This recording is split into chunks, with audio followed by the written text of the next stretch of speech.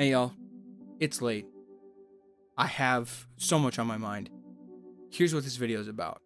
If you're someone that enjoys scientific discovery, cutting edge discovery, and trying to understand previously not understood phenomena, you should be watching Skinwalker Ranch and Beyond Skinwalker Ranch, both shows. Produced by History, available on history.com if you have certain cable subscriptions, and available on Amazon Prime. I'm not getting paid by them at all. This is not a sponsored thing. I don't know why you thought someone with 34 subscribers would have a sponsored video out here, but I don't. They're just phenomenal shows. So, confession time. I usually enjoy cryptid shows. I usually enjoy shows about paranormal phenomena, UFOs, and it's usually good for a tickling, curious thought, and oftentimes, a laugh. Whether it's at the entire lack of scientific process or logic, sometimes, usually both. I enjoy the shows. It's a guilty pleasure of mine. And then I stumbled upon Skinwalker Ranch. What is Skinwalker Ranch? That's a question you have, and that's a question I have. If you haven't seen the show, then you have absolutely no idea what I'm talking about. But also, if you have seen the show, you understand my perspective of the same question of what on earth is this place. But quick update, it's a ranch in Utah that has a long-standing history of unexplainable events and phenomena. And I'm not trying to build up any kind of creepy lore. I'm not trying to clickbait here. This place needs no clickbait. It is one of the most wild locations I've ever heard of in my life, period. I have a deep desire to go there, while at the same time, an insane fear. What isn't going on at this place? It has historical accounts that are verifiable all the way back to the native people that lived in this place, that named the whole valley of the Uinta Basin in Utah Skinwalker Ridge. I guess there's a ridge line around this valley, the Uinta Basin, that they've named Skinwalker Ridge. Oddly enough, that's what borderlines this property called Skinwalker Ranch, thus giving it the name. American farmers bought it a long time ago. I don't have any specific details on this show, on the history. I just know what happened. If you want specific details, please go watch the shows. I'm not going to give you a walkthrough or a full explanation. I'm just here to explain for purposes of the conversation or the rant, depending on how this video turns out. A farming family bought this plot a while ago. They had it for a long time. They verbally documented, and by verbally I mean a trend of oral history through the family, not even spanning more than 2 generations, of these events that took place that just confused and perplexed them. I won't get into that, but just some crazy stuff. They never claimed aliens. They never claimed skinwalkers. They simply just said, this is what's going on, and I have no terms for this. I have no explanation, no words that are in my vocabulary to explain what these things are or explain these events. Outside of just telling what happened. There's no names I know. There's nothing. No terminology. So they relayed this through oral history. And then, and this is where things get wild. They owned it for a while, but immediately after, they decided, I don't want to live here anymore. And it was because of these wild events that continued to happen the entire time they owned the property. They said, I don't want to live here anymore. They sold it, which makes sense. But they sold it to a aerospace tech millionaire named Robert Bigelow. Robert Bigelow took over the property because of the stories and the oral history that had been passed down and had taken place on the land. And he founded something called the National Institute for Discovery Science, or NIDS. And they were there for, I think it was over a decade, studying this place, ran out of funding, got the government involved so that they could have continued funding and continued research and more advanced tools and tech to investigate what was going on there.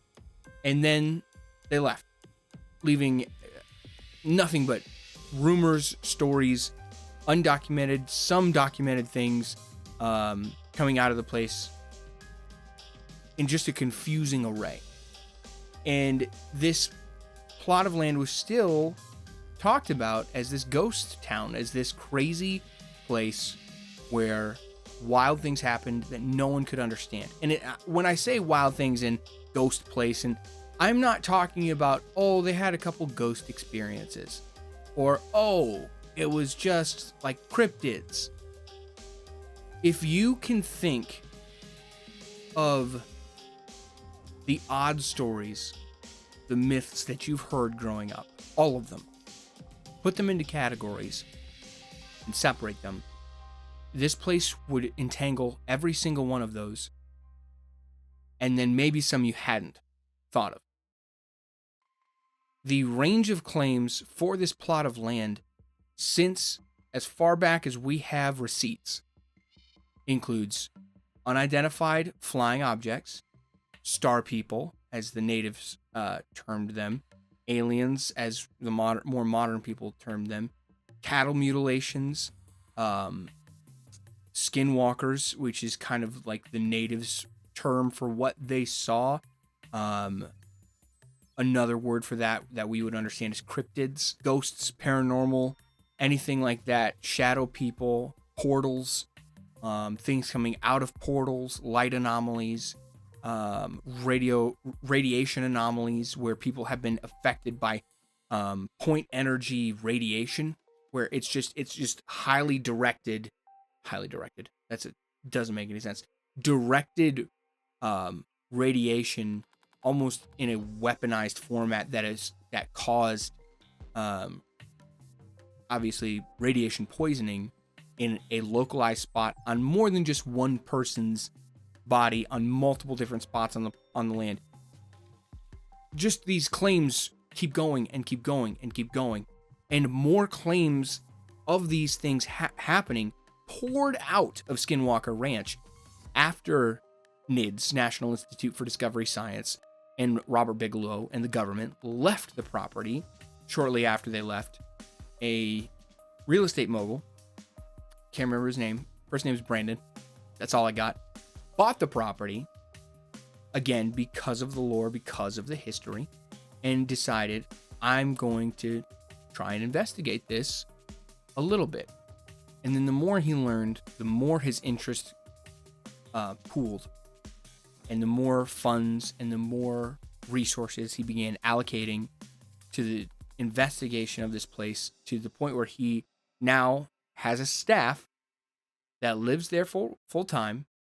He has a full-time investigator, and he also has a full-time ex-military, ex-law enforcement security team that is armed for bear, living on site. Every day they're there, protecting the people that live there. From what? I have absolutely no clue.